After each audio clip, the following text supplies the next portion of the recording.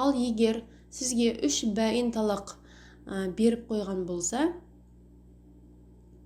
ондай жағдайда сіз басқа күйеуге тұрмысқа шығып, онымен жыныстық қатынасқа түсіп, одан кейін барып ол күйеуіңізбен ажырасып, немесе ол кісі қайтыс болып кеткеннен кейін барып, сіз сол бірінші күйеуіңізге адал боласыз, яғни қайтадан үйлене аласыз.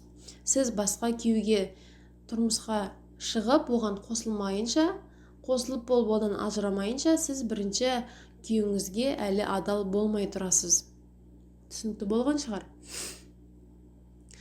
Және де сол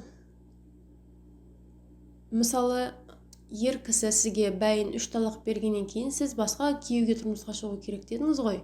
Сол екінші күйеуіңіз ақыл есі кірген, бірақ балиғатқа толмаған ер жігіт, яғни боз бала, балиғатқа жеткен боз бала болатын болса да, ол үлкен жастағы ер кісінің үкімінде жүреді. Яғни оған үйленіп қосылсаңыз болды, бірінші күйеуіңізге адал боласыз. Әдейі тәхлил үшін, яғни осы бірінші күйеуге халал болу үшін әдейі келісім арқылы біреуге тұрмысқа шығу, ол неке мәкрух неке болады. Яғни некенің өзі мәкрух болады. Дегенмен сондай некеден кейін ол кісіге жыныстық қатынасқа түсетін болсаңыз, бірінші күйеуіңізге адал боласыз. Яғни жыныстық қатынасқа түссе болды, оған адал боласыз, оған қайта үйлене бересің деген сөз емес.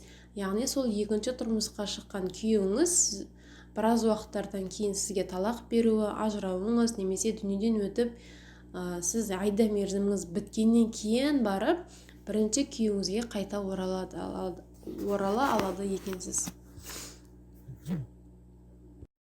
Енді келесі мәселеміз, бір еркек өзінің әйеліне бір талақ, бәйін талақтан біреуін немесе екеуін берген болса, айда мерзімі біткеннен кейін басқа бір екінші күйеуге тұрмысқа шығады.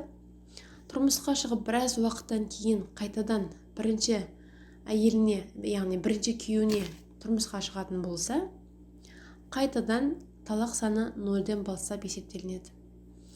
Яғни мысалы бір бәйін талақ береді, күйеуіңіз сізге бір бәйін талақ берді, сіз айда мерзіміңіз бітті, 3 ай өткеннен кейін сіз басқа біреуге тұрмысқа шықтыңыз.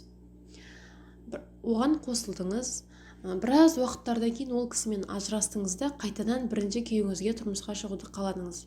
Тұрмысқа шыққаннан кейін ол сізге басында бір талақ берген ғой, ең басында. Енді екінші тұрмысқа шыққаннан кейін сізге талақ берсе, ол екінші болып есептелмейді, керісінше қайтадан 0-ден бастап есептеліп, сізге талақ айтатын болса, ол 1 болады екен. Яғни екінші күйеуге тиіп, оған қосылуы сіздің талағыңызды 0-ге айналдырып жібереді. Түсінікті болған шығар.